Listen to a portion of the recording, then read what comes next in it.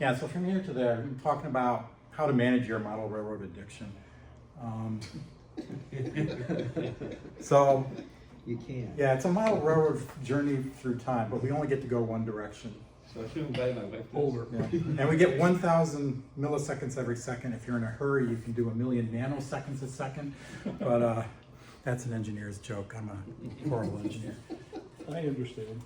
So I got the idea for this talk when I was handing out tour to chooch flyers. I go to Greenberg's and a couple others. And I have this little layout just to get people over to me. If I don't have my layout, I have to accost people in the aisleways, and that's a little hard. So, and people come up to me, and a lot of people said, this is small, something I can do, right? Because everybody looks in the model railroad magazines, and they see these huge things, and they think that's what they've got to do. And you don't have to. You can start small, and you can build that thing, which is kind of like pretend modules. So we all, okay. Yeah, so this is about how to manage your model railroad addiction.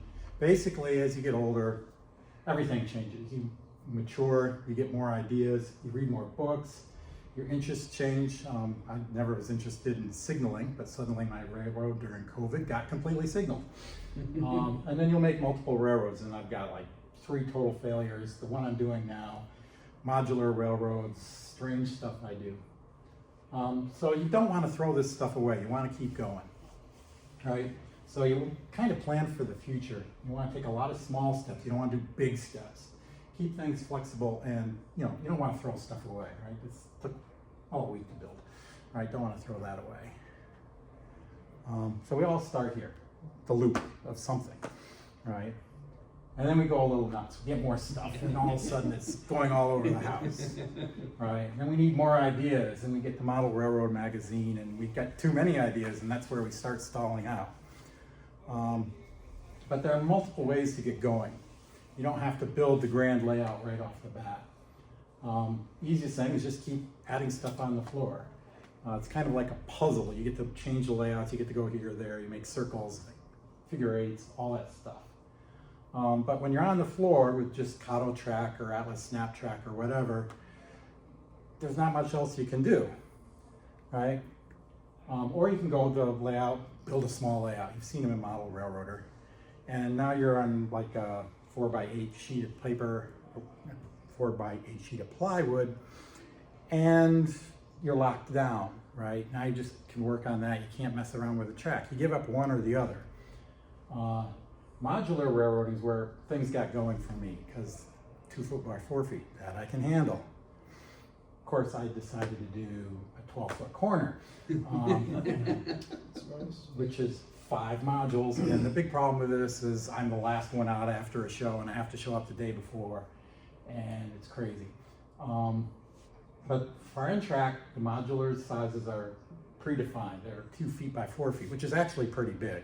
It's about as big as you can fit into a car, but when it comes to storing the stuff in the basement out of the way, they're heavy. They're designed to be dragged across the floor, banged around. It's always 3 tracks at the beginning and end. A lot of people don't like that. And you need some pretty good woodworking skills to get the legs straight and get the whole thing so that it doesn't fall apart.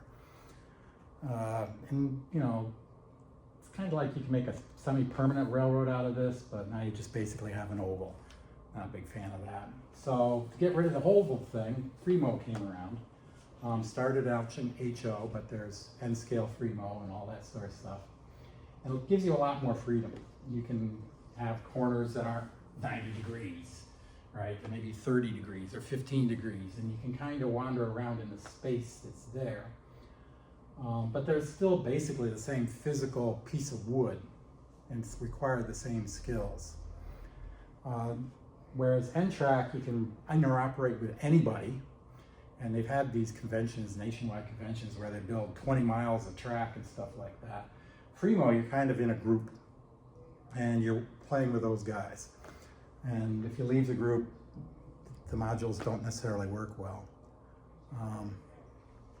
Now T-Track is taken off. T-Track solves basically the woodworking problem and the size of the problem. They're like 14 inches by 18 inches or something like that. They're really small. You make modules that are multiples. They're easy to construct. You can buy little plywood kits online that are all pre-cut. You just glue them together. And it's small, you can fit that on your tabletop, right?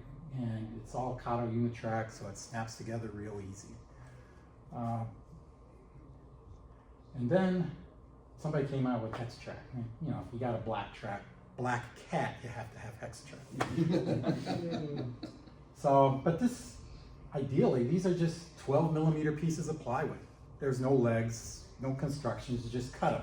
Now, cutting a hex is a pain in the neck. You need a miter saw and all that stuff, so I didn't really like that.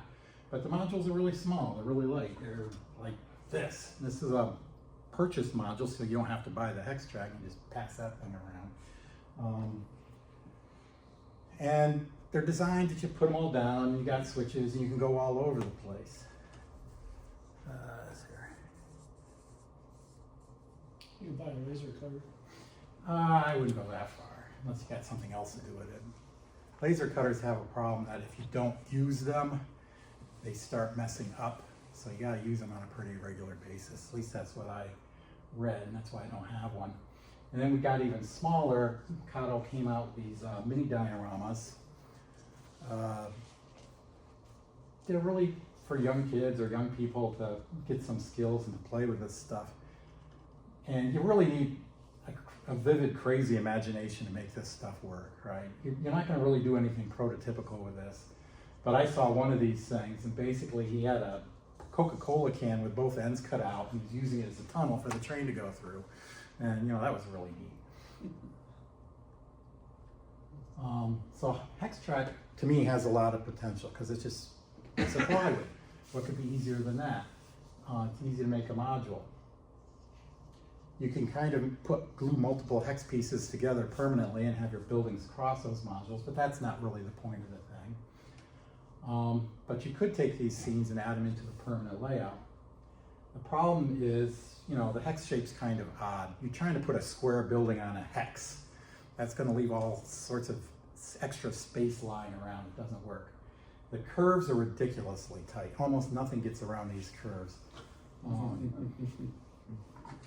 The switches are truly terrible to get things around. Oh, it's the show. I've got a little S2, a little switcher, S2, can't get through there. All right, I have an S3 that can get through there, but the coupler is so swung out that it derails any cars it pushes through here. You pretty much have to use special equipment that Kato sells, and most of those are trolleys. So that's the problems with those. So I said, let's come up with something better. What would meet my needs and the Hex-Track's needs? And basically I came up with this thing called Road Track, which stands for right-of-way. You only model the right-of-way. And the whole idea with this, well, there's no standard shape. It's whatever you want. You can make them the size of a piece of track.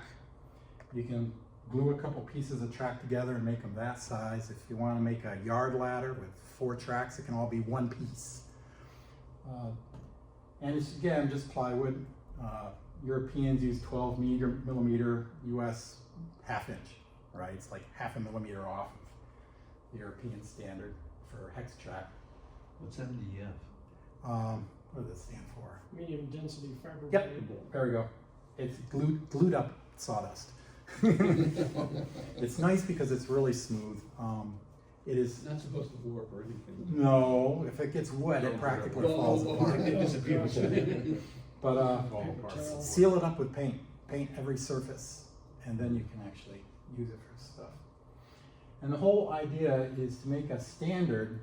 You're not going to work with somebody else. This is your standard for you to get through the next 30, 40 years of your model railroad addiction. So this is my personal standard here. Got little comments on what it was. You can see each step to make it a little bit more, and then all the details are on the back about what I used for paint and stuff like that. And it doesn't have to be Unitrack, that's just what I picked. You could pick Atlas Code 55 with ballast and on the particular brand of cork road bed, just as long as you can make the ends meet up nice and tight. You can do things like transition curves. So if you're looking to make a final layout, the transition curve is really nice. But the whole idea is it has to grow with you. You can set things up on the floor. That's where we all started, right? On the floor. And if you're in a small apartment or something like that, you don't have a room. You might not even have a big dining room table. My parents don't, but they do have 3 rooms. And suddenly you can make a railroad that runs from the bedroom to the living room, and you can have staging yards at each end, and you can have a couple of sidings and industries in the middle, and you set it all up, and then when you tear it all down, it fits in the closet. Unlike, say, N-Track modules, which would take up a whole bedroom. And the idea is, you know, you can tear them down, put them together, and when you finally get ready to do things permanently, you can just mount it on your permanent layout. You get, in here I use screws everywhere. I used hot glue here. Hot glue comes apart if you use alcohol, so you can just take a syringe and shove alcohol into the cracks and pull it apart. So now you can build your first layout, decide, oh, I really screwed that up, tear the whole thing apart, you still got all your tracks, still good. In fact, it's still ballasted in the whole 9 yards, and when you figure out a better way to put it together, you can do that.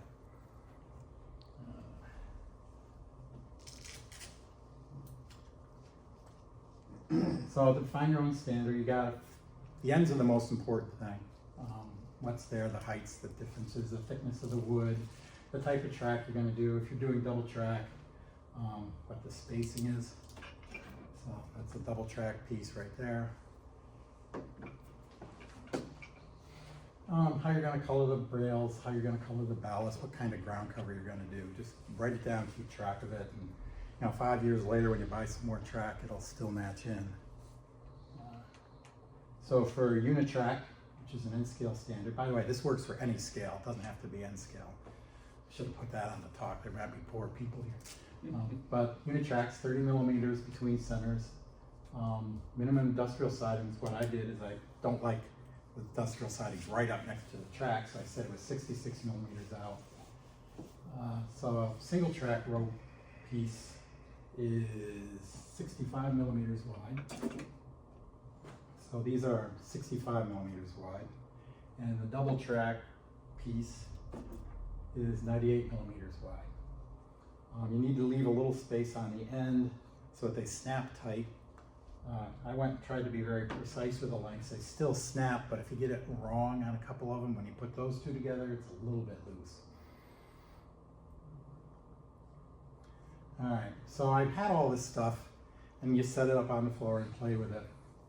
And as you get further along, you say, I want to do some industrial switching. You create an entire industrial yard on the floor.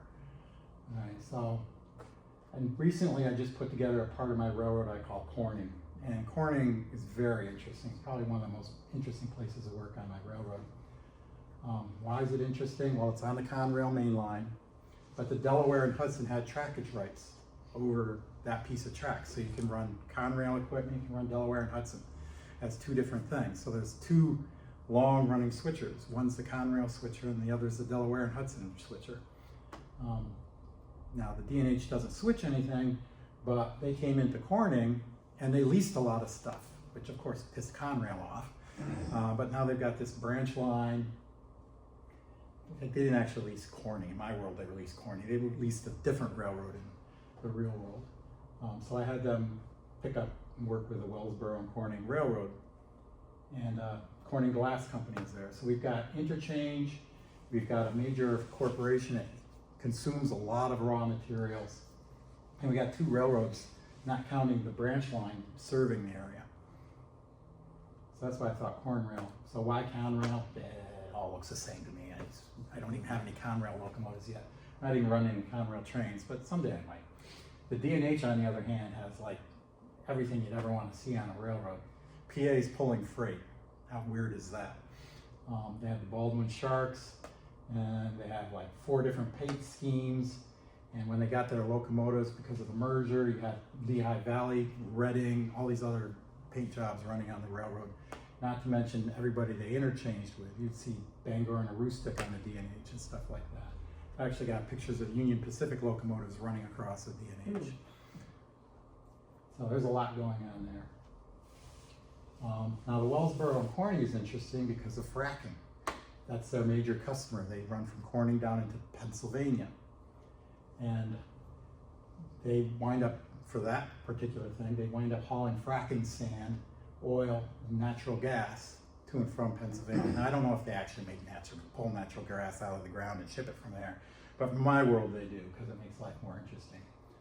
Now what they do with natural gas is in the summer, they pump it all up, then they take it up to salt mines and they pump it down into these abandoned salt mines, and that's what holds it all summer. And then in the winter, they start pumping it back out. So that's another interesting thing that goes on. So that means you have different seasons that you can run your trains. All right, so if you're running summer, all the natural gas coming out of the south goes north into the salt mines. All right, in the winter, the opposite happens. All the gas coming from the mines is interchanged out, and then they go up to the salt mines and pull gas, and they interchange that out. So now you got twice as much stuff being interchanged out. In the summer, you have nothing being interchanged out, and then in the shoulder seasons, the winter and spring, you're just coming up and going out. So there's 3 different ways you can run all of that. As for Corning glass, it has a big bulk input, sand. That's what you make glass out of. Now, I didn't do a lot of research on this. I just looked up on Google how do you make glass. And it takes sand, it takes limestone, and it takes soda ash. Those are the big inputs.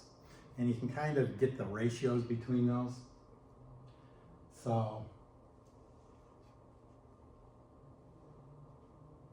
they come in, they don't really fit on the sidings. Most model railroads, you come to a town, you do one changeover for the day and you're gone, right? But here you gotta keep that sand flowing. You gotta feed those furnaces. I call it feeding the beast. So basically, if you got a furnace like that, you're keeping it hot enough to melt sand to make glass. If you stop putting sand into it, you got a real problem. You probably damage your furnaces. So you got to keep up with the sand. Let's see here. So what happens is there's a small yard right next to it, and that's where you hold sand. So you wind up shifting sand from the yard to the sidings to hold the sand and back to the yard. You do that all day. And soda ash, it's not as much shifting, but you do some of that. And then product, it's produced, a lot of sand is going in, a lot of product must be coming out. So you're constantly moving boxcars into position to pull this stuff up. So I have a track diagram here. And this is scaled out as if you did this with Unitrack. All right, so if I were to actually do this, you have a yard here, that would be a piece. A yard ladder here, that's more road track. I probably do this. Most of this junction is a piece right down there. That industry would definitely be a piece on its own. Another industry piece, another industry piece. Maybe this junction is a piece. The middle here, they would just be straight pieces. So if I decided I needed it longer, I could just put some more straight pieces in, pop, pop, pop, make the thing longer. Same here. And then these, you got from the south coming in. So that's Pennsylvania. This one's going off to the salt mines. That's off to staging, that's off to staging. If you're doing something like road track on the floor, you can figure out what's going on. And we got the pictures here, so that's Corning glass over there. We've got sand sidings, limestone sidings, recycled glass. Recycled glass is cool. Those are the recycled glass cars. And that's made with glitter. It's a real interesting load. Sand. So all of those pop out, put them in so you can actually see stuff moving around. Can I ask you something? Yep. I'm looking at this, and you said, that's one section you do, that's one section you do, that's one If you were doing road track. Right. I see the biggest problem here would be marrying up pieces as you put them in. How do you do That's why you need to make standards for the end. All right, so if you look here, these are 33 on center. I decided to make this wider here. So that's like 98. But you're pretty exact with, with, you have to be very exact with your. Yes, with your, yes. Yes. And that's what these are for. This is a template. You go Okay. wild making this. This is absolutely correct. Okay? And then when you make anything, you just put the track on there. I usually put it upside down and then snap the track in. And then you can put the board in. Okay, there you go. Right, so, yeah, so I would set this on the board and then nail these down into place. And now you know they're. Yep, and you got the shoulder width here and there. So You And then need a you set take of those off templates. and you use them in the next piece and the Yep. next piece and so on. Yep, yep, and that way, Other than since that, you everything have to lay fits every together. track down on top of this first. Yep, nope, so you, like I say, you're really into making the ends, and you're really into figuring out the shapes of the pieces. So this is my little industry here, and I can't leave a kit alone, right? Everything's too small as far as I'm concerned, so I had to make it bigger. But it's a bigger size, and it's got a piece of track, and I like have a standard for sidings. So basically my personal standard for sidings, this is a double track one. So these two are 33 millimeters apart. I want this to be 66 millimeters apart. And if you look at the unit track guide, they'll tell you exactly what pieces have to be between the switch and the curve coming here. So you sit down and you use all of that, and you wind up with the pieces that then marry together to do the sidings. And now I can swap out industries if I want, right? Or I can change it from being a double track to a single track, if that's what I want, or vice versa. And that's the idea with road track. All right. So that's the yard, and this is a very, very busy place on my railroad. The jobs that are at this one industrial switcher, now remember, this can be your entire layout. If you've got this and you sit down and you do a session, there's 3 hours of right there. You're not going to get through it in less than 3 hours. So you're going to be doing the industrial switcher. It's basically the star of the show. He's always moving. He's always feeding the beast. He's moving the boxcars, the whole 9 yards. Then I have a train called SC3, which I call the Sandcastle. Stands for Sandlot to Corning, and the 3 is its segment number. But it basically runs back and forth on the railroad, and it feeds sand to Corning. It pulls natural gas out of Corning. That's its 2 big jobs. Then we have the D&H jobs that run that section of track. In real world, their primary job is just to get stuff from Oneonta over to Buffalo and back. Then we have D&H, the Griegsvilles. So the D&H actually ran GV1, GV2. Those are the Griegsville trains. This was a railroad they rented that connected to Conrail. This is the one that's really gives me the inspiration for this. And they just ran salt unit trains up into the hills. So here we've got a spur going off to salt mines. Fine, we'll run the Griegsville trains. Conrail runs Binghamton, Buffalo, Binghamton. I'm not sure if I'm ever going to put those in service because my friends like to make fun of names, and that one's just too good to make fun of. And then there's the Wellsboro and Corning trains, which they come up from the Wellsboro yard to the interchange area with the salt and the natural gas, and then they might run natural gas up there and bring it back. So it's a very, very busy place. So I wound up making a schedule. All right, so the switcher's the star of the show. This is what he's doing. He gets to run on all the industrial track and the interchange track, which that track right there is the interchange track. And the green spots are where whoever's servicing it, they have to get new cars into those positions. And then the red's the dwell time. It takes that time to unload them. And then the white means you can get stuff there early if you want. So we've got sandhoppers coming in. We have to deliver 1, 2, 3 sets of sandhoppers each day. Box cars, we're doing 4 sets of box cars out because sand comes in big dense things. Glass and bottles comes out in big empty things. The soda ash, basically I'd say they feed it from the hopper. They don't have storage for it, so it sits there most of the time. And the cullet and the limestone. We got the limestone way at the end there. There's very little limestone. And then the cullet. Cullet is recycled glass, which they mix in with the sand and make new glass. Below it are the trains that show up. BM72 shows up early, SC3 in the middle of the day, AB91 later on, and then we've got BIBU and BUBI, which show up. And I currently have the soda ash being delivered by AB91, but in reality, it comes from out west, so it'd be better to have it come in from BUBI. Yeah, so SC3, I forgot I put these in here. Turns at Corning. It sets out sand for glass production. It basically interchanges sand for fracking. Sets out empty tank cars, pick up empty hoppers, picks up natural gas. AB91 runs Albany to Buffalo, sets out limestone, sets out recycled glass, sets out boxcars. Don't you hate it when people read the slides? BM72, Buffalo to Mechanicville, he's picking up and other stuff. And there is the cullet load right there, and there's the limestone load. Those are just made by sanding baths down and painting them or texturing or whatever, and then there's a steel underneath it, and I pop them out with a magnet. So, Grievesville trains, their return, they go up to the salt mines. There's my salt mine.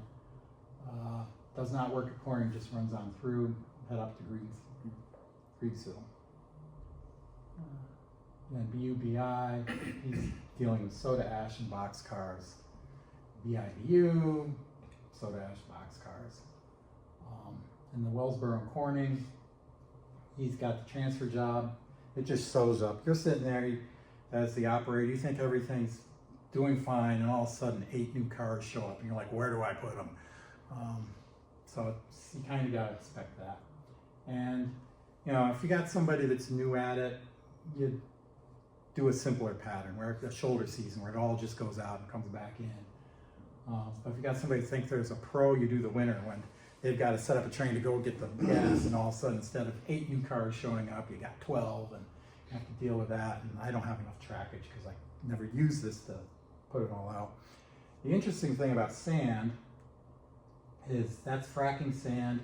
This is sand used for glass. It's actually the same sand, but when they were dragging fracking sand down to Pennsylvania in open top cars, everybody started freaking out because it's fracking sand and that's horrible. So they just put them in closed top hoppers. Problem solved. So Corning becomes a very busy place. There's lots of work there.